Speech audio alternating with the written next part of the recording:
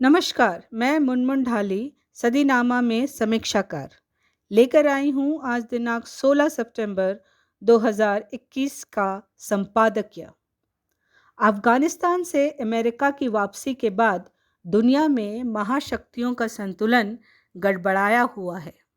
दुनिया में शीत युद्ध की शुरुआत से लेकर अंत तक पूंजीवादी और साम्यवादी देशों की सीमाएं घटी बढ़ी।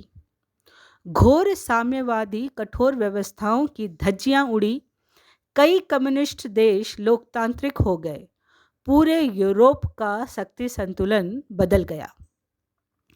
रूस के टूटने के बाद ऐसा लगा कि दुनिया एक ध्रुवीय रह जाएगी, पर ऐसा नहीं हुआ। दुनिया में चीन का अचानक प्रभाव बढ़ने लगा। उसने सस्ता सामान बेच बेच कर करोड़ों अमेरिकी डॉलर कमाए, पड़ोसी देशों को पोट पुचकार कर अपना सामान बेचा और इस तरह एक आर्थिक महाशक्ति के रूप में दुनिया के पटल पर छा गया। एक भारत को छोड़कर किसी ने चीन को आंखों में आंखें डालकर जवाब देने की हिम्मत जुटाई है। चीन की दादागिरी से बौखलाकर भूतपूर्व राष्ट्रपति डोनाल्ड ट्रंप ने अपने आखिरी दिनों में चीन को सबक सिखाने की ठान ली थी। उन्होंने परमाणु बम के प्रयोग तक का आदेश दे दिए, लेकिन उनके सैनिक अधिकारियां उनके साथ नहीं दिए। कम से कम 2 बार अमेरिकी सैनिक अधिकारियों ने चीन सैनिक अधिकारियों को गुप्त खबर भेजी कि अमेरिका चीन पर हमला नहीं करेगा। इससे एक बात साबित होती है कि अमेरिका ये मान चुका है कि चीन एक महाशक्ति है। सीरिया हो या मध्य पूर्व के दूसरे झगड़े, रूस अमेरिका के खिलाफ खड़ा है। इस तरह ये दुनिया 3 ध्रुवीय हो गई है।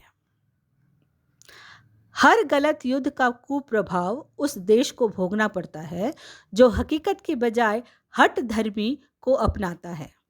प्रथम विश्व युद्ध की शुरुआत में जर्मनी नहीं था, लेकिन युद्ध के बाद फ्रांस और इंग्लैंड ने हठधर्मी की और अमेरिका की बात ना मानते हुए जर्मनी को सजा दी। इसका नतीजा दूसरे विश्व युद्ध के रूप में सामने आया। द्वितीय विश्व युद्ध खत्म होने के बाद फ्रांस और जर्मनी की साख जो गिरी आज तक नहीं उठी, और उसके बाद की कहानी अमेरिका और रूस के समूहों के रूप में सामने आती है।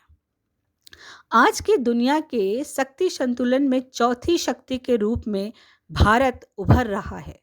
सारी दुनिया को आतंकवाद से बचाने के लिए भारत के हाथ में वीटो पावर दे देना चाहिए। कश्मीर में करबालियों को हथियार देकर कश्मीर राज्य को हड़पने की मंशा रखने वाले लोगों के वंशज आज अमेरिकी हथियारों से लैस तालिबानियों के साथ है। पाकिस्तान कोई बेल्जियम नहीं है कि जिसकी ज़मीन से गुजरकर 2 महीने पहले तक अफगानिस्तान पर हमला करने वाले आतंकवादियों को रोकने के लिए दुनिया के देशों से गुहार लगाता है कि हमें बचाओ। आज की स्थिति में क्या पाकिस्तान तालिबानियों को भारत के कश्मीर के राज्य पर हमला के लिए रास्ता नहीं दे देगा? पूरी दुनिया को नए सिरे से सोचना होगा। दुनिया में शांति और संतुलन बनाए रखने के लिए भारत को वीटो पावर दे देनी चाहिए। आमीन। जितेंद्र जितांशु। तो दोस्तों, ये था आज का संपादकीय। कल फिर नए विषय पर नए संपादकीय के साथ हाजिर होंगे। नमस्कार।